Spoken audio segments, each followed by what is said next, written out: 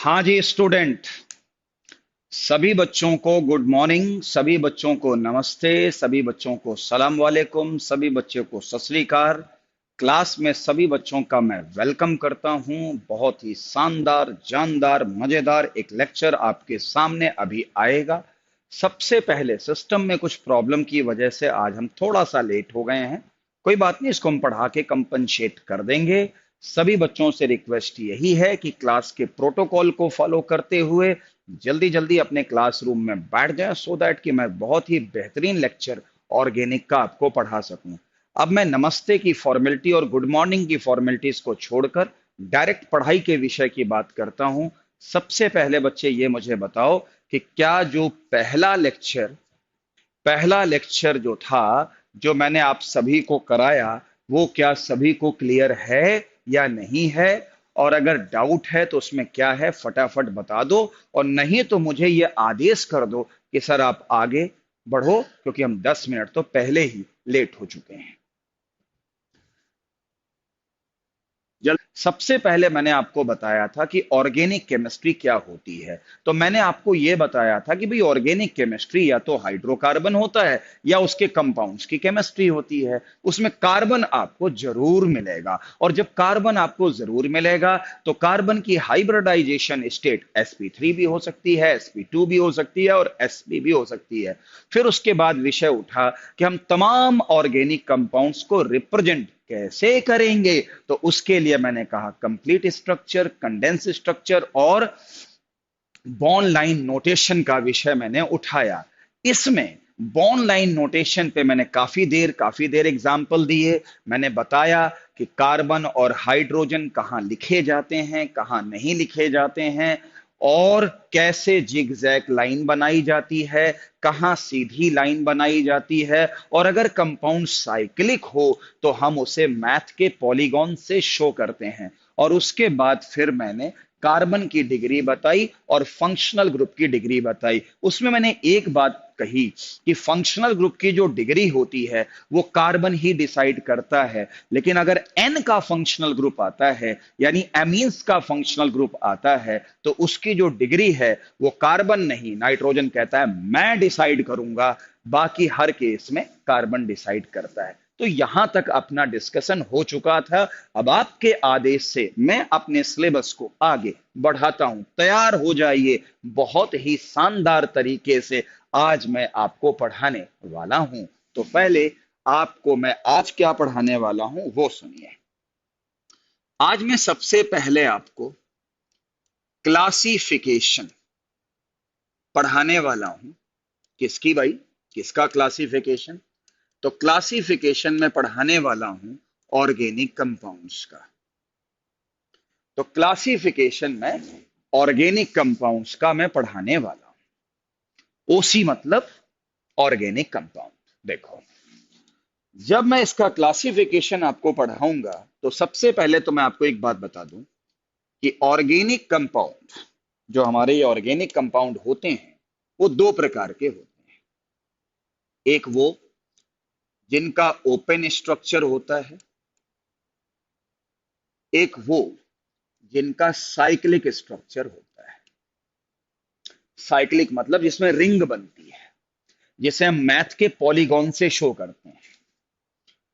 जो हमारे open structure होते हैं उनको हम ए साइक्लिक कंपाउंड भी कहते हैं, और उनको हम एलिफेटिक कंपाउंड भी कहते हैं। एलिफेटिक कंपाउंड भी कहते हैं। तो ऑर्गेनिक के वो सारे कंपाउंड जिनका खुला स्ट्रक्चर होता है वो हमेशा एलिफेटिक कंपाउंड्स कहलाते हैं। और जो साइक्लिक होते हैं वो दो प्रकार के होते हैं। एक होता है बच्चों होमो साइक्लिक, एक होता है बच्चों हेट्रोसाइक्लिक। एक होता है होमोसाइक्लिक, एक होता है हेट्रोसाइक्लिक। मैं बताता हूं क्या है। जैसे रिंग ये भी है और जैसे रिंग ये भी है। अगर आप देखो तो इस रिंग को बनाने में हर जगह कार्बन का योगदान है, राइट? यानी ये जो रिंग है वो एक ही तरह के एटम से मिलकर बनी है। तो निश्चित रूप से उसको हम होमोसाइक्लिक बने कहेंगे।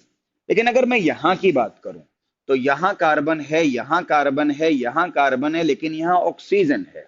तो ऐसी रिंग जो एक तरह के एटम से ना बनी हो, उसको अलग अलग एटम ने मिलकर बनाया हो और रिंग बनाया हो, उसे हम हेट्रोसाइक्लिक कहते हैं। जैसे अगर मैं ऐसे बना दूं तो यहां पे भी कार्बन है, यहां पे भी कार्बन है, यहां पे भी कार्बन है, यहां पे भी कार्बन है, तो ये भी एग्जाम्पल हमारे लिए होमोसाइक्लिक हुआ। लेकिन अगर मैं ऐसा बना दूं और यहां पे नाइट्रोजन लिख दूं और बाकी हर जगह कार्बन होगा, तो हम इसे हेट्रोसाइक्लिक का दर्जा देंगे। आया समझ में? उसके बाद तो मुझे उम्मीद है कि होमोसाइक्लिक क्या होता है और हेट्रोसाइक्लिक क्या होता है ये आपको समझ में आ गया होगा। अब मैं आपको ये बताता हूं कि ये जो होमोसाइक्लिक और हेट्रोसाइक्लिक होते हैं, ये भी दो प्रकार के होते हैं। एक होता है एरोमेटिक, एक होता है एरोमेटिक, और एक होता है नॉन एरोमेटिक।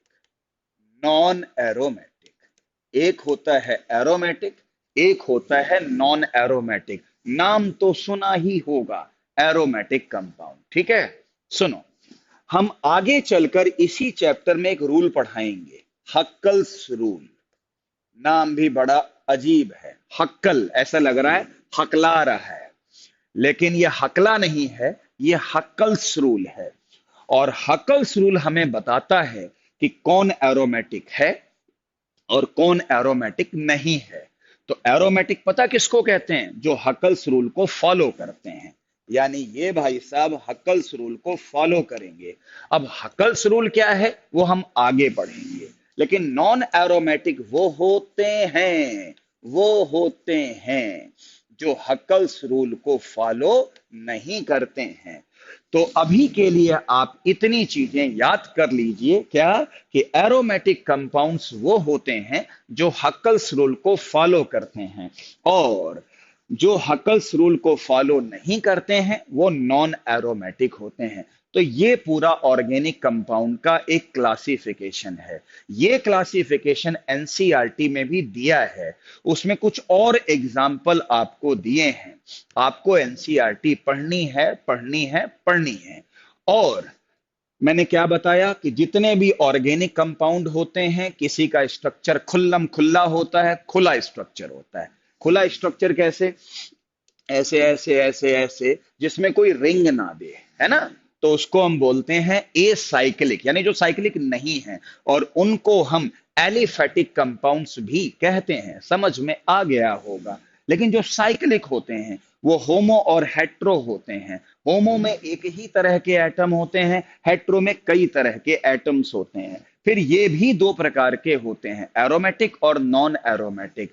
एरोमेटिक जो हकल्स रूल को फॉलो करते हैं, नॉन एरोमेटिक जो हकल्स रूल को फॉलो नहीं करते हैं। और हकल्स रूल क्या है, इसी चैप्टर में हम आपको बाद में किसी एक दिन बताएंगे कि हकल्स रूल क्या होता है। तो सारे बच्चे मुझे बताओ, आज का पहला topic classification of organic compound क्या है, क्या समझ में आया कि नहीं आया? फटाफट मैसेज बॉक्स में टाइप करो, बिना पूछे। मैंने आपको 2 बार तो पढ़ा ही दिया है। मुझे आदेश करिए कि सर आप आगे बढ़िए, फिर हम आगे आपको पढ़ाएंगे। बहुत मजा आने वाला है और आपको बहुत ही सिंसियरिटी के साथ में हम आपके साथ बातें करेंगे, डिस्कशन करेंगे, पढ़ाएंगे। बहुत मजा आएगा। बिल्कुल, देखो, बिना कहे मैंने आप सभी को, बिना कहे आप सभी को 2-2 बार पढ़ा देता हूं मैं, ठीक है? हाँ, क्योंकि मैं जानता हूं कि 11th के बच्चों को 2 बार तो कोई चीज बतानी पड़ती है। चलिए, अब जो मैंने इस पे आपको पढ़ाया है, इस पे मैं कुछ क्वेश्चन आपको करवा देता हूं। क्वेश्चन ये है कि बताओ, होमोसाइक्लिक कौन है और हेट्रोसाइक्लिक कौन है? ये क्वेश्चन हमारे नीट लेवल पे और जेई लेवल पे काफी पूछा जाता है। ठीक है, मैं आपके सामने कुछ कंपाउंड्स रखता हूं, जैसे ये है, इसके अलावा ये बेंजीन की रिंग है, इसके अलावा 2 बेंजीन की रिंग आपस में जुड़ जाएं, ऐसा भी हो सकता है। तीन बेंजीन की रिंग आपस में जुड़ जाएं, हमने हाइड्रोजन पेरोक्साइड में देखा था रे बच्चे, यहां पर NO2 लगा दूं। समझे भाई?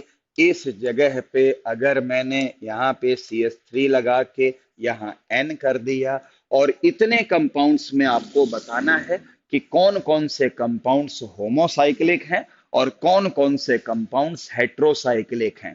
फटाफट लिखते रहो, जिससे कि आपको क्वेश्चन में ये पता लग जाए कि भाई क्या है होमोसाइक्लिक, कौन है हेट्रोसाइक्लिक। ठीक है, मैं इसी बीच में नाम बता देता हूं, इसका नाम तो कौन नहीं जानता, बेंजीन होता है। जब दो बेंजीन रिंग आपस में जुड़ती हैं तो इसका नाम होता है नेफ्थेलीन। और जब तीन बेंजीन रिंग सीधे सीधे जुड़ती हैं तो मैंने पढ़ाया था, उसको हम बोलते हैं एंथ्रासीन।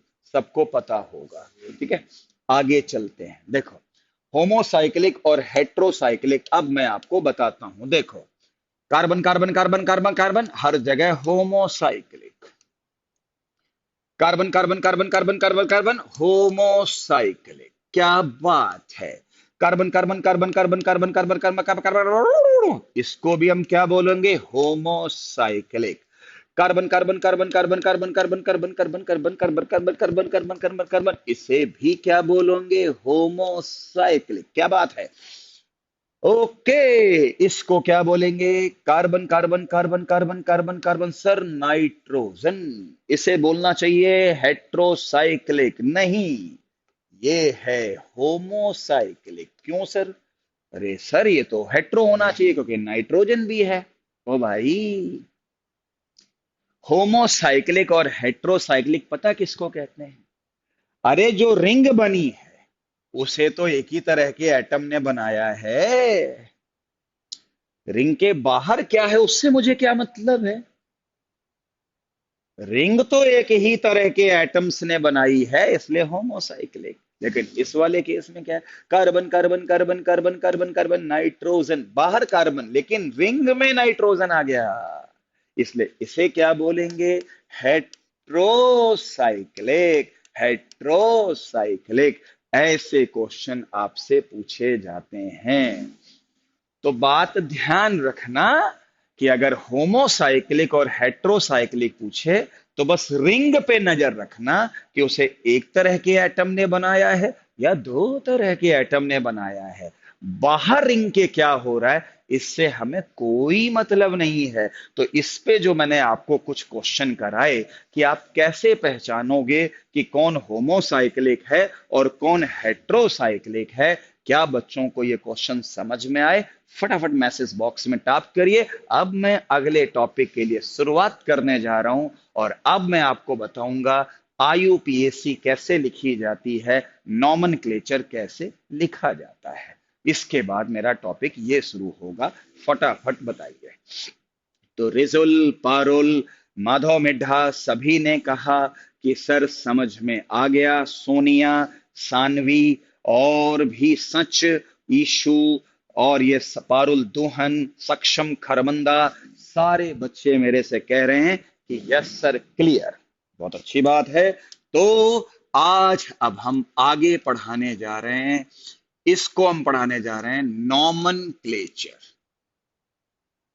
नॉमनक्लेचर यानी हम ऑर्गेनिक कंपाउंड का नाम कैसे रखते हैं।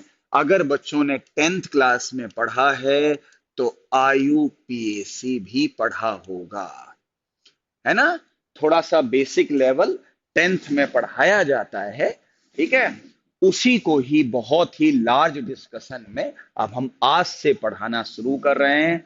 जरा सभी बच्चे मुझे ये बताएं, क्या 10th क्लास में आपने थोड़ी थोड़ी IUPAC पढ़ रखी है कि नहीं पढ़ रखी है? क्योंकि जहां तक मेरी बात है, जो बच्चे मेरे से 10th में पढ़ रखे हैं उनको ये पता है कि सर ने IUPAC पढ़ा रखी थी, क्योंकि मैंने तो इनको NTSC की तैयारी भी करवाई थी, इसलिए मुझे तो सारा पढ़ाना ही था। ठीक है, लेकिन मैं अब यहाँ पे जितने ही बच्चे ऑनलाइन पढ़ रहे हैं उनसे मैं पूछना चाहता हूं कि क्या 10th वाला पोर्शन थोड़ा बहुत बेसिक लेवल, हल्का फुल्का, नन्नू सा मुन्नू सा थोड़ा सा पढ़ रखा है कि नहीं पढ़ रखा है? फटाफट हाँ या ना में जवाब दीजिए, फिर मैं उसी आधार पे आपसे बात करूंगा। तो सानवी ने कह रखा है कि यस सर पढ़ रखा है। और बोलो भाई फटाफट, सारे बच्चे बताओ भाई। देखो ऑनलाइन जितने बच्चे बैठे हैं सबको पिताजी की कसम है, नहीं तो समझ लो भाई आज शाम को फिर पिटाई हो जाएगी और आपको बर्गर और पकौड़े खाने को नहीं मिलेंगे, ध्यान रखना। रिजुल यस सर पढ़ रखा है, सबने पढ़ रखा है, बहुत अच्छी बात है। सारे बताओ सबने। हाँ जी, सोनिया यस सर है, थोड़ा बहुत तो सभी ने पढ़ ही रखा होता, जल्दी बोलो। है ना, पढ़ रखा है, वेरी गुड। मेरे को थोड़ा आसानी हो जाएगी ना फिर, थोड़ा सा मैं टेंथ वाले पोर्शन पे थोड़ा कम ध्यान दूंगा और डायरेक्ट फिर अच्छी चीजें बताऊंगा, है ना। उसके बाद हाँ, बिल्कुल। सक्षम कह रहा है कि सर आपने तो बहुत आईयूपीएसी में पढ़ाई थी। अरे मैं तभी तो कह रहा हूं कि मैंने तो पढ़ाई रखा है, लेकिन अब जो बच्चे मेरे पास टेंथ में नहीं थे उनसे पूछना तो मेरा फर्ज बनता है ना। हाँ, चलिए, तो सबका जवाब आ गया कि हाँ हमने पढ़ रखी थी, तो मेरा काम थोड़ा आसान हो गया। अब आपको पता है, देखो आपको पता है कि जब हम आईयूपीएसी लिखते हैं तो आपको मैं बताऊं, तीन मेन हिस्से होते हैं। सबसे पहले प्रीफिक्स लिखते हैं, ठीक है। फिर वर्ल्ड रूट लिखते हैं, वर्ल्ड रूट में प्रिंसिपल कार्बन चेन आती है, और उसके बाद फिर हम सफिक्स लिखते हैं। अब वो सफिक्स में फंक्शनल ग्रुप ये सब हमारा आता है। तो टेंथ क्लास में बताया जाता था कि सबसे पहले प्रीफिक्स लिखो, फिर वर्ल्ड रूट लिखो और फिर सफिक्स लिखो। अब मैं आपको बताता हूं कि प्रीफिक्स भी दो प्रकार की होती है, 1 डिग्री 2 डिग्री। सफिक्स भी क्या होती है, 1 डिग्री और 2 डिग्री। उसको कैसे लिखा जाता है, तो मेरा पूरा फार्मूला, मेरी जो ट्रिक है वो ये है। आईयूपीएसी के लिए जो मेरी ट्रिक है, ठीक है, वो ये है कि सबसे पहले 2 डिग्री प्रीफिक्स, 2 डिग्री प्रीफिक्स लिखोगे, फिर 1 डिग्री प्रीफिक्स लिखोगे। आए हाय हाय, याद रखना, पहले 2 डिग्री प्रीफिक्स और फिर 1 डिग्री प्रीफिक्स, फिर उसके बाद आएगा वर्ल्ड रूट आएगा, और सफिक्स में 1 डिग्री सफिक्स आएगा, क्या बात है। और उसके बाद आएगा 2 डिग्री सफिक्स, उसके बाद आएगा क्या बेटा, 2 डिग्री सफिक्स। तो ये आपको लिखना पड़ेगा, मतलब मेरे अनुसार 1 2 3 4 5 लिखना होगा। ध्यान रखना, अगर आपने ये चीज पहले लिख दी, ये चीज बाद में लिख दी, तो नाम गलत हो जाएगा। एक ऑर्डर होता है। अब आप कहोगे सर ये 2 डिग्री प्रीफिक्स क्या बताता है, 1 डिग्री प्रीफिक्स क्या बताता है, जरा थोड़ा खोल के बता दो। अरे तो आप चिंता क्यों कर रहे हो, अभी तो मैंने पढ़ाना शुरू किया है। भाई मैंने तो यही पूछा ना कि आपने टेंथ में पढ़ा है कि नहीं पढ़ा है। पढ़ा है तो मेरा काम थोड़ा आसान हो जाएगा, मैं थोड़ा जल्दी जल्दी बता दूंगा। और नहीं तो फिर तो मुश्किल हो जाएगी, है ना, टाइम लग जाएगा ज्यादा फिर। तो भाई क्या कहते हैं, कल मैंने क्या कहा था, अभी तो पार्टी शुरू हुई है।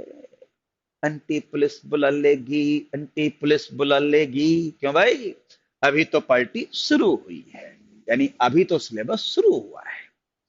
आपको बताएंगे, अब मैं आपको बताता हूं।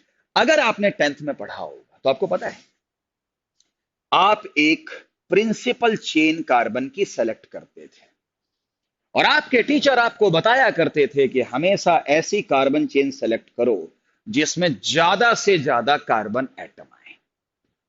ज्यादा से ज्यादा क्या बेटा, कार्बन एटम आए, याद है ना, प्रिंसिपल चेन। उसमें आपको पता है कुछ बंदे छूट जाते थे, ऐसे ऐसे छूट जाते थे, इनको आप ब्रांचिंग कहते थे।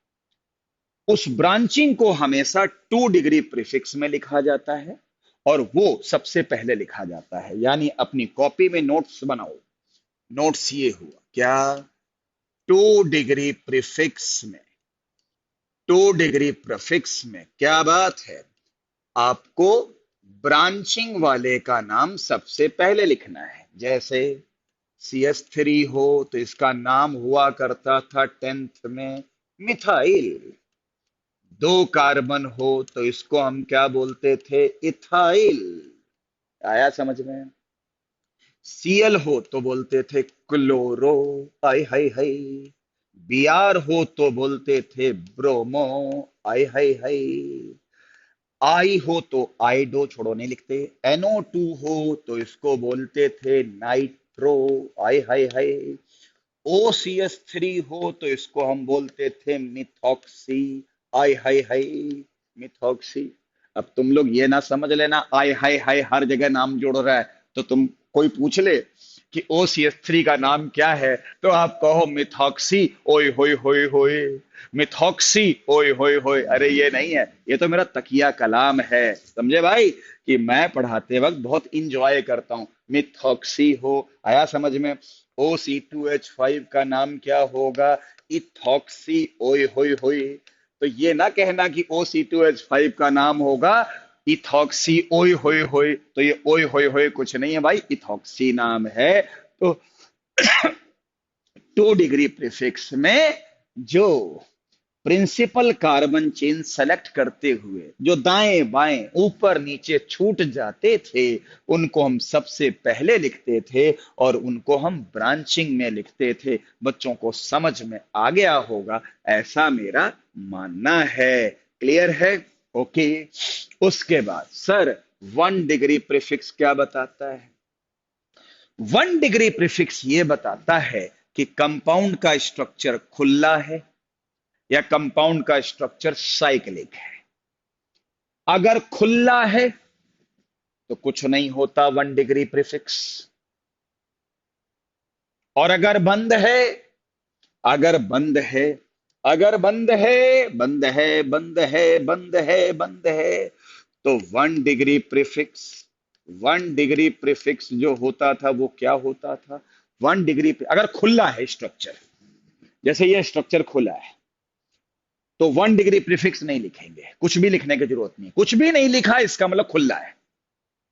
लेकिन अगर बंद है तो या तो नाम लिखना पड़ेगा साइक्लो, या तो नाम लिखना पड़ेगा बाईसाइक्लो, या इसका नाम लिखना पड़ेगा स्पाइरो। अब कब साइक्लो लिखोगे, कब बाईसाइक्लो लिखोगे, कब स्पाइरो लिखोगे, हम इस बारे में आगे चल के चर्चा करेंगे। लेकिन 1 डिग्री प्रीफिक्स में या तो साइक्लो आएगा, या तो बाईसाइक्लो आएगा, या स्पाइरो आएगा। और अगर खुल्लम खुल्ला स्ट्रक्चर है तो हम यहां पर 1 डिग्री प्रीफिक्स लिखेंगे ही नहीं। तो उम्मीद है बच्चों को कि 2 डिग्री प्रीफिक्स और 1 डिग्री प्रीफिक्स में कौन क्या बताता है और किसको पहले लिखना है और किसको बाद में लिखना है, क्या बच्चों को समझ में आया कि नहीं आया? फटाफट बताइए। फिर मैं आगे विषय उठाऊंगा कि वर्ल्ड रूट क्या बताता है, 1 डिग्री सफिक्स क्या बताता है, और 2 डिग्री सफिक्स क्या बताता है। फटाफट बोलिए, बोलो भाई। पारुल दोहन का जवाब आ गया। क्लियर है, बहुत अच्छी बात है अगर समझ में आ गया है। माधव मिड्ढा क्लियर, सानवी फटाफट बता दो, आज बहुत मजा आएगा। ऑर्गेनिक का माई बाप चैप्टर शुरू कर दिया है। रिजुल, सानवी, यशर क्लियर। चलिए विषय को आगे बढ़ाते हैं। अब आता है अगला विषय। सर, वर्ल्ड रूट क्या होता है? वर्ल्ड रूट क्या होता है? वर्क लिख दिया, ये वर्ल्ड लिखना चाहिए। वर्ल्ड रूट, ठीक है। तो अगर वर्ल्ड रूट लिखते हैं तो देखो, आपको पता है जब आप कोई भी प्रिंसिपल चेन सेलेक्ट करते हो तो उसमें आप कोशिश करते हो कि भाई मैक्सिमम कार्बन एटम आ जाए, ज्यादा से ज्यादा कार्बन आए। तो कार्बन एटम एक भी आ सकता है, दो भी आ सकता है, 10 भी आ सकते हैं, 20 भी आ सकते हैं, 40 भी आ सकते हैं, 50 भी आ सकते हैं, 100 भी आ सकते हैं, 200 भी आ सकते हैं, कितने भी आ सकते हैं। तो तुमको मैं नाम बता देता हूं किसके कैसे नाम वर्ल्ड रूट रखे जाते हैं, कुछ के नाम आपको पता भी होंगे। अगर एक ही कार्बन का मतलब वर्ल्ड रूट है तो मैथ आएगा नाम। दो का नाम हो तो इसको बोलते हैं एथ। तीन को बोलते हैं प्रोप, आय हाय हाय। C4 को क्या कहते हैं? ब्यूट, आय हाय हाय। C5 को क्या कहते हैं?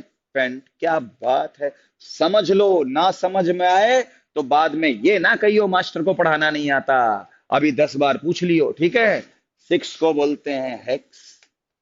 उसके बाद C7 को बोलते हैं हेप्ट। आय हाय हाय। C8 को बोलते हैं ऑक्ट, C9 को बोलते हैं नॉन, C10 को बोलते हैं डेक, C11 को बोलते हैं अनडेक, और C12 को बोलते हैं दो डेक। C12 को बोलते हैं क्या बेटा? दो डेक। C13 को बोलते हैं ट्राई डेक, C14 को बोलते हैं टेट्रा डेक। समझे? तो इसी तरीके से बारी बारी तक 19 तक तो कोई प्रॉब्लम ही नहीं, टेट्रा डेक, पेंटा डेक, हेक्सा डेक। लेकिन जब C20 होता है पीसी में, यानी अगर प्रिंसिपल चेन में 20 कार्बन हो जाए तो उसको हम बोलते हैं आइकॉस। C21 हो जाए तो हैन आइकॉस बोलते हैं, हैन आइकॉस। C22 हो जाए तो डोकॉस ये बोलते हैं। C23 हो जाए तो इसको बोलते हैं ट्रायाकोस, ट्रायाकोस। समझे भाई? ट्रायाकोस। तो क्या दिख रहा है? 20 वाले को बोलते हैं आइकॉस। फिर एक बढ़ा तो उसमें हैन लगा दो, दो बढ़ा तो दो डीओ लगा दो, तीन बढ़ा तो ट्राई लगा दो, चार बढ़ा तो टेट्रा लगा दो, पांच बढ़ा तो पेंटा लगा दो, आठ बढ़ा तो ऑक्ट लगा दो। तो अब आपको 29 तक कोई दिक्कत नहीं है, 29 तक तो कोई प्रॉब्लम नहीं है, आप समझ जाओगे। लेकिन जब 330 होता है तो इसको हम बोलते हैं ट्रायाकॉन्ट। 330 अगर 30 कार्बन एटम की पीसी हो, प्रिंसिपल चेन हो, तो उसको ट्रायाकॉन्ट कहते हैं। तो 31 में एक बढ़ा तो एक बढ़ने से हैन लगा दो, तो हैन ट्रायाकॉन्ट, हैंट ट्रायाकॉन्ट। समझे? तो C32 का कितना हो गया? C32 का हो जाएगा, हेन के बाद क्या था? दो, दो ट्रायाकॉन्ट, दो ट्रायाकॉन्ट। आया समझ में? तो C33 का नाम क्या होगा? 33 में तीन हो गया ना, ट्राई, ट्राई ट्रायाकॉन्ट, ट्राई ट्रायाकॉन्ट। अब आपको 34 में टेट्रा ट्रायाकॉन्ट, 35 में पेंटा ट्रायाकॉन्ट। अब आपको 39 तक कोई दिक्कत नहीं। तो 40 में क्या होगा? तो C40 में होगा टेट्राकॉन्ट, टेट्राकॉन्ट। क्यों भाई टेट्राकॉन्ट? क्यों? क्योंकि जब 30 था तो ट्रायाकॉन्ट था, ट्रायाकॉन्ट मतलब कॉन्ट का मतलब 10 हो गया और ट्राया मतलब 3 हो गया, ऐसे कुछ 30 हो गया, है ना? तो 40 में टेट्राकॉन्ट, तो 41 में हैन ट्रायाकॉन्ट, हैन आ गया। फिर 42 में दो ट्राया, दो दो टेट्राकॉन्ट। तो 49 तक आपको कोई दिक्कत नहीं। तो 50 में क्या हो जाएगा? पेंटाकॉन्ट। 60 में क्या हो जाएगा? हेक्साकॉन्ट। 90 में क्या हो जाएगा? नॉन ट्रायाकॉन्ट, ऐसे कुछ हो जाएगा। इस तरह से 99 तक अब आपको कोई दिक्कत नहीं होगी। और C100 को हम बोलते हैं हेक्ट, बोलते हैं हेक्ट। लो भाई, मैंने आपको 100 कार्बन तक की जानकारी दे दी कि अगर प्रिंसिपल चेन में 100 कार्बन चेन होंगे, 100 कार्बन एटम होंगे, तो उनका आईयूपीएसी ऐसे नाम पे लिखेंगे। लेकिन ऑब्जेक्टिव के जमाने में 100 कौन पूछता है? ये तो सिर्फ एक नॉलेज दी गई है बस। आपको ज्यादा से ज्यादा 10, 11, 12 या उससे पहले तक ही कार्बन एटम मिलेंगे। इसकी जानकारी बिल्कुल परफेक्ट रखना। ये तो सिर्फ एक नॉलेज बनाने के लिए दिया गया कि सर ने हमें 100 कार्बन तक के बारे में जानकारी दे रखी है। समझे? वैसे तो मैं 200 भी दे दूं, वैसे मैं 300 भी दे दूं, मैं तो 1000 का भी दे दूं, लेकिन फिर तो उसका एंड ही नहीं है। लेकिन कम से कम बच्चों को 100 तक की तो जानकारी होनी ही चाहिए। तो ये बताओ कि वर्ल्ड रूट क्या होता है? तो जो हम प्रिंसिपल चेन सेलेक्ट करते हैं उसमें जितने कार्बन एटम होते हैं, मिनिमम एक हो सकता है, मैक्सिमम पता नहीं कितने हो सकते हैं, उनके नाम कैसे कैसे रखे जाते हैं। और अगर आपने 10th में पढ़ा है, जो कि आप कह रहे हो, तो ये जानकारियां आपके पास पहले से ही होंगी। बस मैंने या तो उसको रिपीट किया है या थोड़ा सा बढ़ा दिया है, इससे ज्यादा मैंने कुछ नहीं किया है। तो सारे बच्चे मुझे मैसेज बॉक्स में जाकर बताइए क्या समझ में आया कि नहीं आया। मैं आपके मैसेज का इंतजार कर रहा हूं, क्योंकि अभी तो पार्टी शुरू हुई है, अभी तो पार्टी शुरू हुई है। आंटी पुलिस बुला लेगी। बोलो बेटा, समझ में आया कि नहीं आया? Saksham clear, Ishu clear, Madhav Middha clear, आया समझ में? क्लियर है सभी? सारे बच्चे जवाब देते रहो, जिसको कोई दिक्कत हो पूछ लियो भाई। इस वक्त मैं सिर्फ और सिर्फ आपको पढ़ा रहा हूं, आपकी ही तरह मेरे पास नजर है, मेरे सामने कोई नहीं बैठा है, मैं आप लोग को ही पढ़ा रहा हूं। तो इस वक्त लाइव इंटरेक्टिव क्लास है, और इस वक्त आप हमसे जब सवाल पूछोगे तो मैं फटाफट आपके जवाब देता रहूंगा। जैसे माधव मिड्ढा ने क्वेश्चन पूछा, उसी तरीके से अगर किसी को दिक्कत हो तो फटाफट बोल देना, अगर दिक्कत ना हो तो भी बोलो, दिक्कत है तो भी बोलो, जिससे कि हम आगे बढ़ते रहें। चलिए, उसके बाद अब जो है आगे सुनते हैं। उसके बाद अगला आता है, अगला विषय आता है कि सर 1 डिग्री सफिक्स क्या बताता है। 1 डिग्री सफिक्स क्या बताता है? 1 डिग्री सफिक्स क्या, आपको पता है ना, वर्ड रूट के बाद में 1 डिग्री सफिक्स बताता है। देखो, 1 डिग्री सफिक्स ये बताता है कि हमारी जो प्रिंसिपल कार्बन की चेन है वो सैचुरेटेड है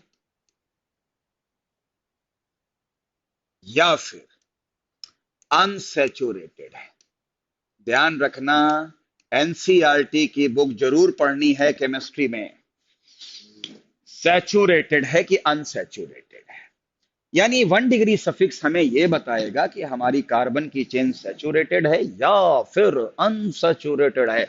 अभी आप देखो, अगर सैचुरेटेड है तो हर जगह सिंगल बॉन्ड होंगे, single single single single single, वहां आएगा एन। अगर डबल बॉन्ड आ गया तो अनसैचुरेटेड है, तो वहां आएगा नाम ईन। अगर होगा ट्रिपल बॉन्ड तो वहां नाम आएगा आयन। ये मैं कहना चाहता हूं, एन, एन, इन और आयन। एन कब आएगा? जैसे हमारी बात सुनो, आपकी प्रिंसिपल चेन सिर्फ ऐसी है तो एन आएगा। अगर आपकी प्रिंसिपल चेन जो है ऐसी है, डबल बॉन्ड आ गया इन। अगर आपकी प्रिंसिपल चेन ऐसी है तो आइन आ जाएगा। और एक बात और सुनो, आइन भी आ सकता है, लेकिन अगर दो डबल बॉन्ड हो, एक क्या, एक सिस्टम में दो डबल बॉन्ड भी तो हो सकते हैं, तो वहां पे आएगा डाई इन आएगा। आया समझ में? और मतलब मान लो ऐसा हो जाए, ऐसा कुछ दे दिया जाए, तो आप देखो दो डबल बॉन्ड आ गया प्रिंसिपल चेन में, तो यहाँ पे इन नहीं डाई इन आएगा। समझे?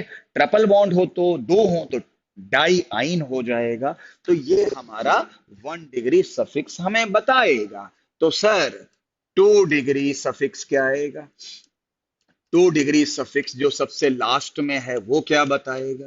तो 2 डिग्री सफिक्स ये बताता है कि इस कंपाउंड के पास में कौन से फंक्शनल ग्रुप्स हैं। कौन से बेटा? क्या बोलो? फंक्शनल ग्रुप्स हैं। कौन से कंपाउंड्स में फंक्शनल ग्रुप्स हैं? तो 2 डिग्री सफिक्स हमें यह बताता है कि कौन से कंपाउंड्स में क्या बेटा? फंक्शनल ग्रुप्स हैं। अब आपको पता होगा कि सिर्फ OH होता है, तो इस फंक्शनल ग्रुप को हम क्या कहते थे? एल्कोहल। और यहां पे सेकेंडरी सफिक्स क्या बोलते थे? ऑल। अगर CHO ग्रुप होता था, इस फंक्शनल ग्रुप को अपन क्या बोलते थे? एल्डिहाइड बोलते थे। इसमें नाम आता था अल। इसी प्रकार से एक फंक्शनल ग्रुप कार्बोक्सिलिक एसिड होता था। इसको हम फंक्शनल ग्रुप जब मानते थे तो बच्चों को पता होगा कि यहाँ पे नाम आता था ओइक एसिड। तो इस तरीके से हम फंक्शनल ग्रुप के बारे में पढ़ते थे। तो 10th क्लास में ज्यादा फंक्शनल ग्रुप तो नहीं पढ़ाए जाते, लेकिन कम से कम 3-4 तो पढ़ाए जाते हैं, जिसमें एल्डिहाइड, अल्कोहल और कार्बोक्सिलिक एसिड। लेकिन जब हम 11th में आएंगे तो हमें कम से कम 10 फंक्शनल ग्रुप के बारे में पढ़ना पड़ेगा। और 10, 11, 12 इससे ज्यादा नहीं, लेकिन आपको 3-4 तो आपको 10th क्लास में पढ़ाया भी जाता है और उनकी IUPAC बताई भी जाती है। तो अब सारे बच्चे आप देख सकते हो, मैं एक बार समअप कर दूं जिससे कि आपको कोई दिक्कत ना हो। कैसे IUPAC लिखते थे? पहले आप 2 डिग्री प्रीफिक्स लिखते थे, फिर आप लिखते थे 1 डिग्री प्रीफिक्स, फिर लिखते थे वर्ल्ड रूट, फिर लिखते थे 1 डिग्री सफिक्स, फिर क्या लिखते थे? 2 डिग्री सफिक्स। समझे भाई? ये लिखते थे। अब आपको पूरे IUPAC में 1, 2, 3, 4, 5 के अलावा छठी वैरायटी नहीं होगी। मतलब आपको कोई एडिशनल कोई नहीं हो। हाँ, ये जरूर हो सकता है, मान लो किसी कंपाउंड के पास में फंक्शनल ग्रुप है ही नहीं, फंक्शनल ग्रुप है ही नहीं, तो फिर 2 डिग्री सफिक्स नहीं होगा। तो 5 या उससे कम हो सकते हैं, लेकिन 6 नहीं हो सकते। एक बार फिर से देखो कौन क्या बताता है। ये भाई साहब कौन है? जो हमारी प्रिंसिपल चेन होती है उसमें दाएं बाएं छूट जाते हैं, जिनका कोई रखवाला नहीं होता, उनको पहले लिखते हैं। ये भाई साहब कौन होते हैं? खुला स्ट्रक्चर है तो छोड़ दो, बंद स्ट्रक्चर है तो साइक्लो बाई साइक्लो लगा दो। ये भाई साहब क्या बताते हैं कि प्रिंसिपल चेन में कै कार्बन है। ये भाई साहब क्या बताते हैं कि एन होगा कि इन होगा। अब ये तो सिंगल बॉन्ड है, हर जगह तो एन होगा, अगर ऐसे हो जाता तो इन हो जाता, ट्रिपल बॉन्ड हो जाता तो आइन हो जाता। ये भाई साहब क्या बताते हैं? फंक्शनल ग्रुप, जो कि इसमें नहीं है, लेकिन फंक्शनल ग्रुप अगर यहाँ ओ OH हो जाता तो यहाँ पे ओ OH भी आ जाता। आया समझ में? और एक चीज मैं आपको और बता दूं जो अच्छा रहेगा, यहीं पे मैं इसको एक क्लियर करूंगा। वो क्लियर ये है कि इसको हटाने के बाद आपको समझ में तो आ ही गया, इसको हटाने के बाद में कैसे क्या होगा मैं बताता हूं। वो होगा ये, देखो, पहले लिखना है प्राइमरी सफिक्स और दूसरा लिखना है सेकेंडरी सफिक्स। ऐसे लिखना है, ऐसा तो है नहीं कि पहले सेकेंडरी लिखना फिर वन डिग्री लिखना है। अगर सेकेंडरी सफिक्स का पहला लेटर है ना वॉवेल से स्टार्ट हो, वॉवेल से स्टार्ट, सेकेंडरी सफिक्स का पहला लेटर वॉवेल से स्टार्ट हो। वॉवेल की स्पेलिंग ठीक लिखी है? चलो ठीक ही होगी, क्या बात है। ठीक है, हम लोग उतना इंग्लिश इंग्लिश पे ध्यान नहीं देते भाई, पहले क्या रखा है, इंग्लिश इंग्लिश पे ज्यादा आप ध्यान देते नहीं, केमिस्ट्री पे ध्यान देते हैं। अगर सेकेंडरी सफिक्स का पहला लेटर वॉवेल से स्टार्ट हो, ठीक, वॉवेल कौन से होते हैं? A E Y O U, vowel. अगर सेकेंडरी सफिक्स का पहला लेटर वॉवेल से स्टार्ट हो, ए ई वाई ओ यू, तो जो प्राइमरी सफिक्स होता है उसमें तीन नाम आते हैं, एन आता है, ईन आता है और आइन आता है। ये आता ना, इन तीन में से एक नाम आता है, उनका लास्ट लेटर कैंसिल हो जाता है। ये भी रूल आपको 10th में बताया जाता था, है ना बेटा? अगर सेकेंडरी सफिक्स का पहला लेटर वॉवेल से शुरू होता है तो प्राइमरी सफिक्स का जो लास्ट लेटर है एन ई नाइन वो कैंसिल हो जाता है। जैसे एन का ई कट जाएगा, ठीक है, और इन का ई कट जाएगा, वाई एन हो जाएगा, मतलब फिर मैं ए एन लिखूंगा, फिर मैं यहां इन लिखूंगा, फिर मैं यहां पे आइन लिखूंगा। आ गया समझ में? हैं? अच्छा, सक्षम करबंदा कह रहा जी 5 फंक्शनल ग्रुप तो आपने पहले बता रखे हैं। अच्छा, सानवी क्या कह रही है? सानवी सिंह क्या कह रही है? सर वॉवेल होता है A E I O you. Saanvi कह रही है A E I O U होता है, और मैंने क्या लिख दिया? मैंने लिख दिया ए ई वाई ओ यू। ना बेटा, ये थोड़ी ना वॉवेल होता है, ये नहीं होता वॉवेल, मेरे हिसाब से तो वॉवेल यही होता है, A E Y O you. जरा सारे बच्चे मुझे बताओ भाई, वॉवेल क्या होता है? मेरे को तो यार इंग्लिश मैंने जो पढ़ी है उसमें हिसाब से तो ए ई वाई ओ यू होता है। जरा सारे बच्चे बताओ। हाँ जी, सोनिया आई आएगा सर। नहीं भाई, मैंने तो वॉवेल यही पढ़ी है, A E Y O U. Parul Duhan कह रही नहीं sir, A E I O U होता है। माधव मिड्ढा भी कह रहा है A E I O U होता है। भूमि कह रही है no sir, A E I O U होता है। नहीं बेटा, ए ई वाई ओ यू होता है। अरे यार, मेरे इंग्लिश के मास्टर ने यही पढ़ाया था, देखो। अब अगर मेरे इंग्लिश के मास्टर ने गलत पढ़ाया तो मैं आज जाके उसको फोन पे खूब धमकाऊंगा, ठीक है? कैसा पढ़ा दिया आपने मेरे को, हैं? बोलो भाई। शिवम भी कह रहा है कि सर वन होती है। सच भी कह रही है नहीं सर। अरे सर, आपको ये भी नहीं पता, वॉवेल तो ए ई आई ओ यू होता है, और आपने तो ए ई वाई ओ लिख दिया है। अनुज कटारिया भी कह रहे हैं कि ए ई आई ओ यू होता है। ओ हो, अरे भाई, आज तो मेरी गलती पकड़ी गई। आज तो कह दिया जाएगा बे मास्टर को इंग्लिश तो बिल्कुल नहीं आती, मास्टर को तो इंग्लिश बिल्कुल नहीं आती। और ये क्या हो गया, अभी तो पार्टी शुरू हुई है, अभी तो पार्टी शुरू हुई है ना भाई। तो मैं आपको बताता हूं, केमिस्ट्री पढ़ा रहा हूं मैं।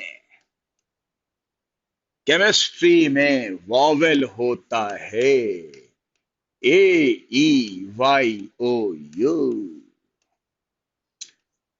और ये जो तुम लोग बता रहे हो ए ई आई ओ यू, ये इंग्लिश का वॉवेल होता है, समझे। आज मैंने आपका ज्ञान बढ़ा दिया। तुम क्या सोच रहे थे, मास्टर को ये भी नहीं आता, अबे मास्टर को वॉवेल भी नहीं आता, कमाल हो गया यार, है बे यार, है कमाल हो गया। अरे केमिस्ट्री का वॉवेल होता है A E Y O you, ये नहीं होता। हाँ, और ये जो मैं पढ़ा रहा हूं, पूछ लो किसी भी केमिस्ट्री टीचर से कि केमिस्ट्री का वॉवेल क्या होता है, कोई नहीं बता पाएगा, सब यही बताएंगे ए E Y I, A E I O you नहीं, ए ई वाई ओ यू होता है। तो हमने भी इंग्लिश पढ़ी है, हमारे मास्टर ने भी इंग्लिश पढ़ाई है, और जब इंग्लिश के मास्टर ने पढ़ाई तो वो ये थी वॉवेल। लेकिन जो केमिस्ट्री का वॉवेल होता है वो ये होता है, नोट कर लो, भूलना नहीं, भूलना नहीं। तुम क्या समझ रहे थे, आज तो मास्टर की गलती पकड़ी गई, आज तो मास्टर की गलती पकड़ी गई। लेकिन बेटा 25 साल के बाद मेरी क्या गलती पकड़ोगे, है ना। इसलिए हाँ, बिल्कुल, केमिस्ट्री का वॉवेल यही होता है, इशू। हाँ, इशू कह रही है कि शायद ये केमिस्ट्री का वॉवेल है। अब आया इशू को याद, पहले याद नहीं आ रहा था। सारे तब तो कर नहीं sir A E I O U होता, नहीं sir A E I O U होता। आज तो मास्टर गलत हो गया, आज तो मास्टर गलत हो गया, समझे भाई। तो भाई मैंने ठीक बोला है, केमिस्ट्री का वॉवेल यही होता है, यही होता है, यही होता है। आया समझ में। ओके ओके, और हमने भी पढ़ा है ये इंग्लिश का वॉवेल होता है और केमिस्ट्री का वॉवेल यही होता है। इसीलिए तो केमिस्ट्री शानदार, जानदार, मजेदार, रसेदार, रंगीला, कटीला एक सब्जेक्ट है। कैसा लगा ये नॉलेज सुनकर, सारे बच्चे मुझे मैसेज बॉक्स में फीडबैक करें। और जो बच्चे मेरे पास 10th में पढ़ चुके हैं, मैं उनको ये चीजें बता चुका हूं, लेकिन वो आज फिर भटक गए और वो भूल गए, वो फिर से वॉवेल बताने लगे ए ई आई ओ यू। सक्षम खरबंदा के फादर तो इंग्लिश के टीचर हैं, तो मुझे पता है कि वो इंग्लिश वाला बताने लगा। लेकिन भाई मैं इंग्लिश का टीचर थोड़ी ना हूं, मैं तो केमिस्ट्री का टीचर हूं। इसलिए मेरे हिसाब से vowel A E Y O U होगा। बताइए, समझ में आया, समझ में, है ना। ऐसी नॉलेज दे दी जो आपको किसी भी यूट्यूब पे, किसी भी एकेडमी पे, किसी भी एन एकेडमी में, किसी भी आकाश में, किसी भी पताल में आपको नहीं मिलेगा, जो मैं आज आपको बता रहा हूं। बोलिए, बोलो, हाँ या ना में जवाब दीजिए। सानवी क्लियर, ओके, सारे बच्चे जवाब दो। आज मैंने आपको एक नई चीज सिखा दी जो आज तक किसी भी टीचर ने आपको नहीं सिखाई होगी। रिजल, यस सर, क्लियर। तभी तो मैं कहता हूं अभी तो पार्टी शुरू हुई है, अभी तो पार्टी शुरू हुई है। तभी तो मैंने कहा माई बाप चैप्टर है, माई बाप। Clear clear clear clear, okay. अब इसके बाद अब विषय पे आते हैं। Got it. Saksham Kharbanda, you are the wizard of chemistry. ओहो, बहुत दिन बाद शब्द सुनने को मिला, सक्षम। लाइव क्लास पढ़ाकर, लाइव क्लास। रिकॉर्डिंग तो बाद में देखा करो, अगर मौका लगे। 11 12th में स्कूल स्कूल जाने की कोई जरूरत नहीं है। और जो बच्चे स्कूल गए होंगे उनको पता भी होगा किस लेवल की पढ़ाई होती है। तो 11 12th आपका कैरियर मेकिंग ईयर है। इसमें आपको एक जगह अच्छी जगह पढ़ना है और बाकी जगह आपको होमवर्क करना है।